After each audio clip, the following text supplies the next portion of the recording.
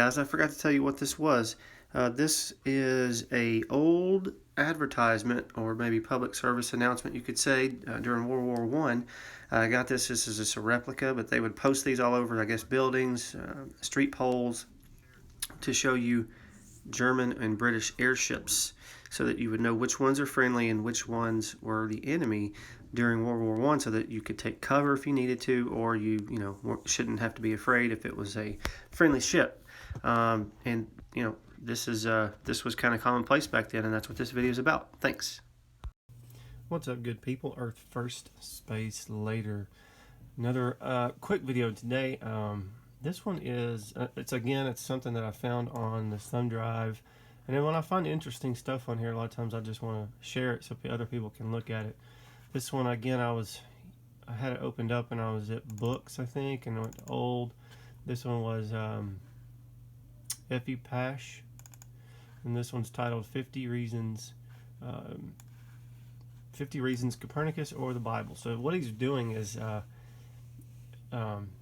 he's comparing the Copernican or the heliocentric model, where everything is moving and rotating around each other with magic, gravity, and things like that, to the biblical cosmology, which we know now is really a flat Earth cosmology where the Earth doesn't move.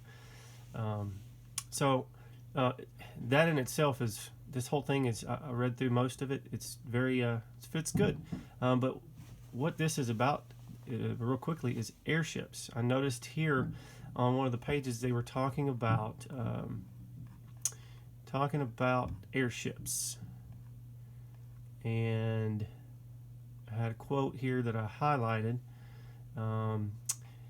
As early as March 11th, 1861, the director of the Smithsonian Institute wrote to an airship sailor by the name of Lowe. It has been fully established by continuous observations for 10 years collected at this institution, meaning the Smithsonian, for every part of the United States, that as a general rule, all meteorological phenomena advance from west to east, and that the higher clouds always move eastwardly, but that is directly opposed to the theory. He's talking about the Copernican theory.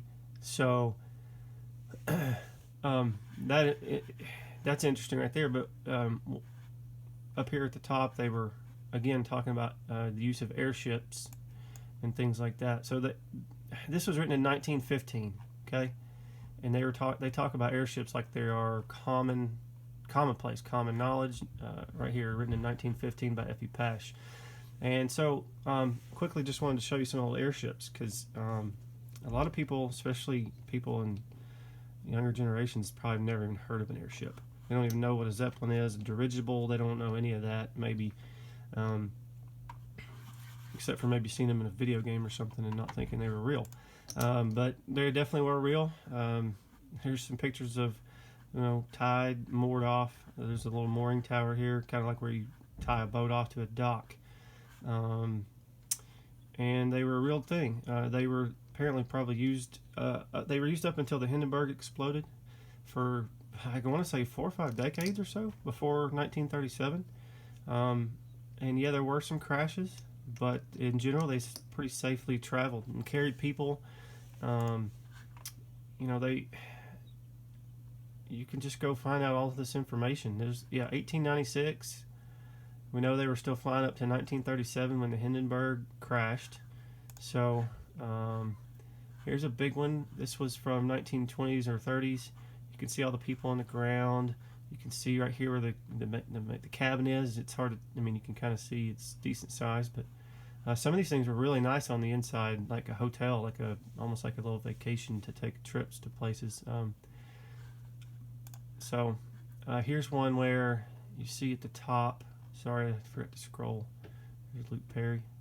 This one is cool. It's tied off to the top of this building. This was in Germany. This is a German airship lands in Moscow in 1930, and it's just there in the air, tied off to the top of these buildings.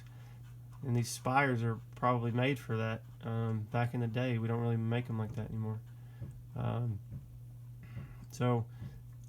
then down here, I saw a cool picture right here. Looks like these tethers are attached to the ship. People are kind of wanting to come up and touch them as the ship sits there on the ground. And then I noticed this cool cameraman right here with this old school camera and tripod. That's just cool. So, um, these were part of society. You know, this was part of the culture, and it's just been all but disappeared because of this, because of the Hindenburg disaster, right? Um, because right there, that's a picture of it trying to dock, and it was on fire, and it went down, and it killed a bunch of people. So, how did that happen? I didn't realize this, but there is about at least half a dozen hypotheses as to how that thing caught on fire. One of them is sabotage. That was probably the main one when it first happened, was that somebody sabotaged it. Of course, there was a lot of stuff going on back then. I've always wondered about the oil companies. This was also right around the time when Standard Oil in 1911 had its antitrust lawsuit. It got separated and became, it eventually became all these companies that we have today, like Marathon, BP, ExxonMobil, Chevron. But anyway, obviously the oil industry, if you could have dirigibles, airships that could figure out that they didn't have to depend on oil, that would be a really, really big threat to the oil company itself. And if I was somebody maybe involved in this, if I could use something, even if it was real or accidental or on purpose or not, like the Hindenburg disaster, to maybe shelf that type of technology so that I could get rich, well, maybe I would do that. It just makes you wonder. But they are still talking about them today. Here's one called Helium. Here's an article I found called Helium Dreams, February 2016. They're talking about vast cargo-bearing airships. And check this out, man. Look, this is like Noah's Ark with animals, meets a subdivision with houses, meets a pleasure cruise with a cruise ship, or I guess they're transporting cargo, but they're carrying boats, houses, buildings, animals. So they're still talking about this today. We just, here's one, airships are no longer a relic of the past. You could ride one by 2023. This article was in August of 2020. So dude, this guys, this is real tech. Tell people about it. Show people the past that's been hidden from us.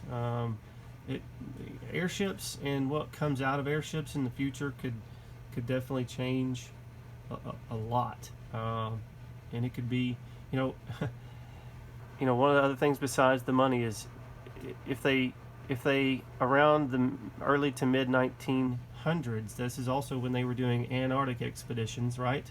And they probably found, Captain Scott from my previous video, Admiral Byrd, all the things that they were finding out of Antarctica. If they didn't want us to have access to that, well, that'd be a great reason to not to decommission the use of airships, because it'd be really hard to restrict travel without just shooting them down, And of course, eventually we got the Antarctic Treaty. But anyway, I want to share that with you guys. Love you guys. Show people about airships. Bring back a little bit of our kind of misdescribed history. And if anybody wants one of these thumb drives, I got it at Flatoberfest from Nathan Thompson. I talked to him. He still has them. He can hook you guys up with one. I'll put his email or the link in the description if you want to contact him. It's Flatearthflyers at gmail.com. Just all spelled out, Flatearthflyers at gmail.com. That's where I got the thumb drive at Flatoberfest. And man, this thing is awesome. I mean, I'm going to be looking at this thing for a couple years. So if I find anything interesting, I'll just share it with you guys. So peace. Love y'all.